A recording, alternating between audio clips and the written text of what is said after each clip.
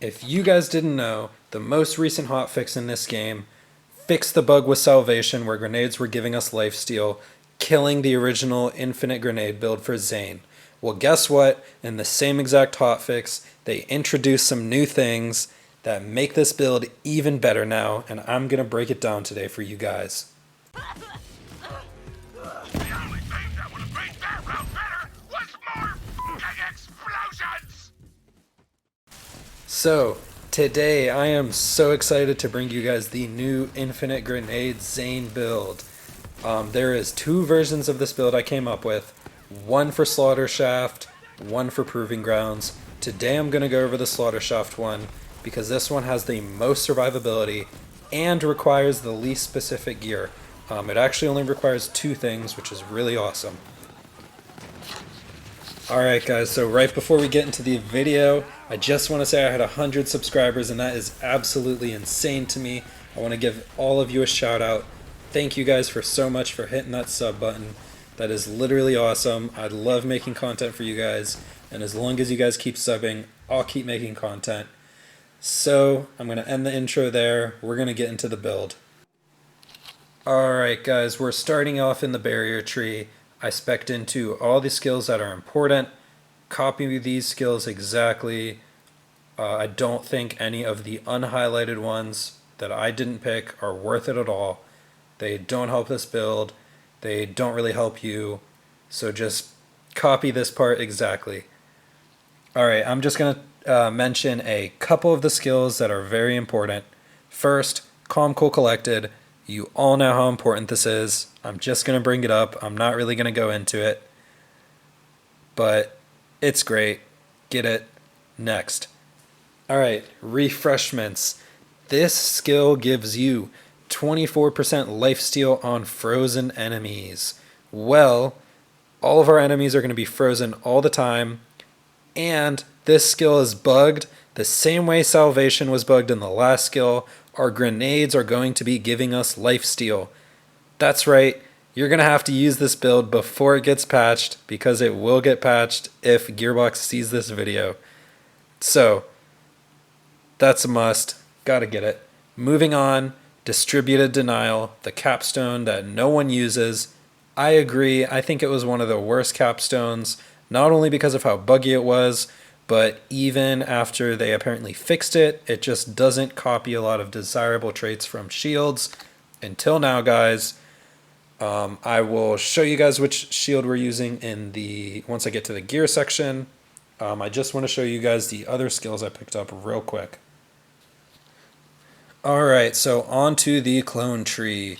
These are my preferred skills. So I am just going to mention which skills you should spec into. You should spec into Synchronicity, you should spec into Donnybrook, and I also think you should spec into Borrowed Time. Those are probably the most worthwhile skills that you should spec into. Praemunitus, which is the magazine size, that is totally up to you.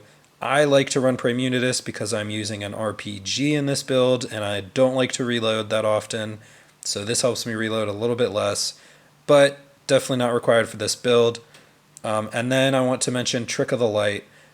I like to use Trick of the Light because I'm going to be throwing a lot of nades, and it does work with nades, by the way, and the RPG that I'm using. We're going to be doing damage to enemies that aren't looking at us, so I wanted to tag on some extra shock damage to try to shred through their shields a little bit faster, but also not required.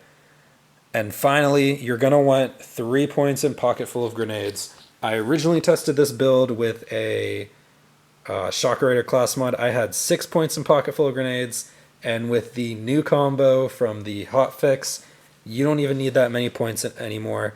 So what that means is this build requires even less specific gear than the first build. The first build required you to find a Shocker Raider with at least 2 points in Pocket Full of Grenades so that you could get up to 5 total, which is kind of hard to find. That's a really specific item that people don't really hold on to. So that's dope. Let's move on to the gear.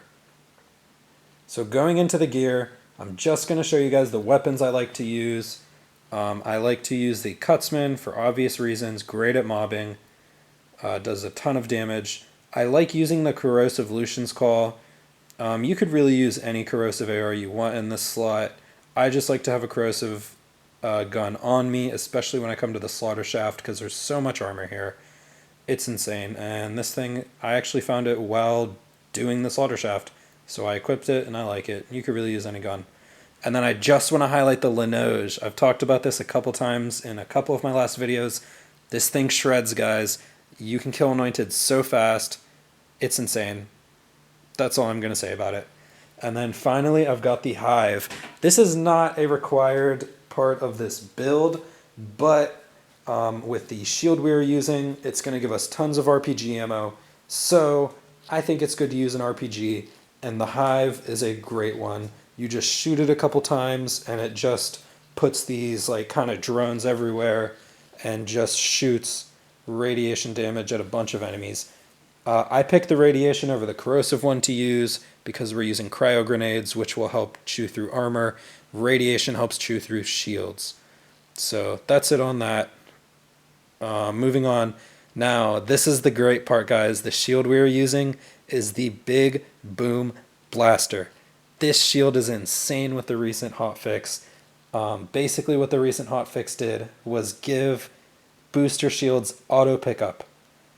These shields were useless before, so I actually do think that this hotfix was pretty great. I've argued against it before, but you know what? I was wrong. This hotfix is great. Auto pickup's great. These shields are awesome. And guess what? With distributed denial, our capstone, we get to double the boosters, and that's when people just shoot at the barrier. So it's easy for this to get activated, especially in Slaughter Shaft, because you're going to have a million RPGs hit your barrier.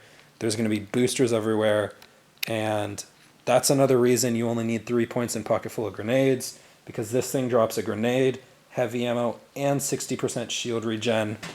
I just want to mention real quick which Big Boom Blaster you should get. If you find one with amp damage, you can use it, but it makes you it's harder to time when you need to freeze enemies with Calm, Cool, Collected, so you probably want to avoid the amp booster. I would suggest getting one with either weapon damage boosters or health regen boosters.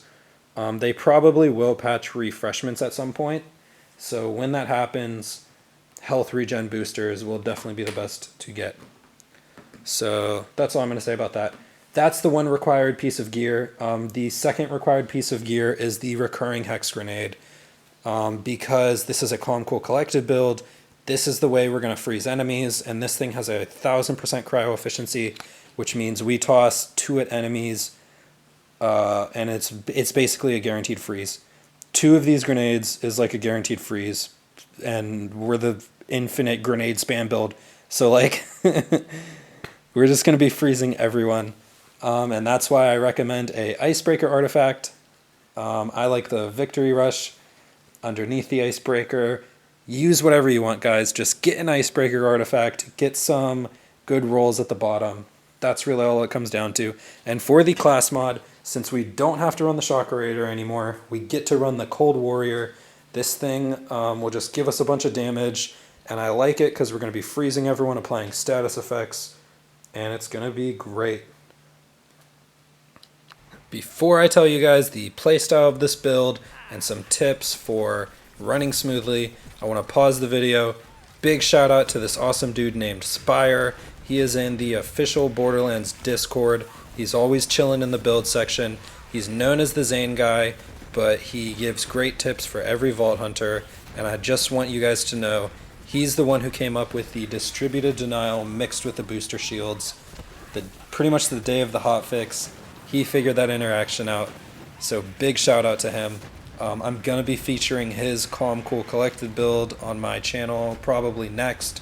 I think it is the best Calm, Cool, Collected build with 2 action skills, and it's really great. Look out for that one.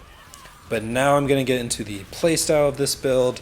It's really fun playing this build, but there are a couple things that can trip you up. First, I want to bring up Mayhem modifiers. Honestly, this build pretty much is great with almost any Mayhem modifier. Pretty much the weapons you use are up to you. A lot of your damage will end up coming from your weapons because the hex grenade damage was nerfed. So pretty much any mayhem modifiers that can affect your weapons are definitely bad, but that goes for anyone. But mayhem modifiers you absolutely want to avoid are probably minus 50% cryo damage or minus 50% grenade damage. Obviously, this being the infinite nade build, you're going to be throwing more nades than anything else, and when those deal half the damage, especially after the nerf to the damage already, it can be just kind of annoying. Fights will just drag out really long. So that's pretty much the only negative mayhem the negative modifiers that affect this build the most. Other than that, even if you just get one nerf to SMG and pistols, your Cutsman and your Linoge will still shred through enemies the same. So no biggie there. Now I also just want to mention, while you're playing, you just want to watch out for stuff that can break through your barrier. Pretty much try not to jump, because when you jump, if a rocket hits a floor under your feet, it can damage you. So try to just stay more so on the ground if you can. Attacks that go through your barrier. The hardened tinks, when they throw their dynamite grenade thingies and it spreads all over the place, those can get under your feet and damage you. Anointed Daddy Goliaths, when they do that shockwave clap, that goes through your barrier and can hurt you. And then another thing is, some of the hardened zealots, instead of having an RPG, they'll have this insanely OP laser thing, and they will beam you with it right through the barrier once again. So watch out for that too. Basically, when you come into any of those situations, my best advice for solving those problems are just chuck as many grenades as you can at all the other mobs. Try to get them distracted, try to get them frozen with a bunch of cryo damage, and then go focus the enemies that will bother you the most. So if there's a hardened zealot with a laser, trust me, when he hits you with it through your barrier, you'll know exactly what I'm talking about. You'll remember this. Focus him hard. Freeze him. Pull out your Linoge. Shred his health bar down. With Anointed, since most of them can't be affected by cryo damage, so they won't be affected by your grenades, just once again, try to throw as many grenades as you can at everyone else to distract them, to slow them, to freeze them, and then go and focus the Anointed. A lot of other times, I just ignore the Anointed for a while because most of them can't really hurt you through the barrier. The Zealot is completely countered by the barrier. The Anointed tank, I believe, is mostly countered by the barrier. If you run the detainment field, the other Anointed that get close and try to do melee damage are usually staggered by the barrier. Anointed really aren't that big of a problem for me. That's really all I could think of off the top of my head. This build, for the most part, you'll feel invincible. The Zane's barrier is so good for the Slaughter Shaft.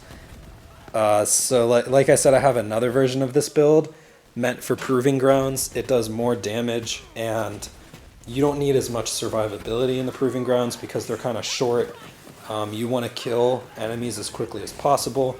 But for Slaughter Shaft, you definitely want this build with the barrier, with double the boosters around so you can keep your shields full. And it's a pretty awesome feeling being invincible against all these RPGs and all these Anointed. So I'm going to go ahead and cut the video there, guys. I think I've broken down this build enough. I told you guys every downside I could think of. Thank you for watching. Drop a like, sub to the channel. I got some other awesome builds coming for you guys soon. And keep an eye out for all of that. You guys know I love Zane, so more Zane content's on the way. I'm not slowing down yet. I still got tons of ideas. Maybe I'll slow down one day, but not today. Thank you guys for watching once again, and take it easy.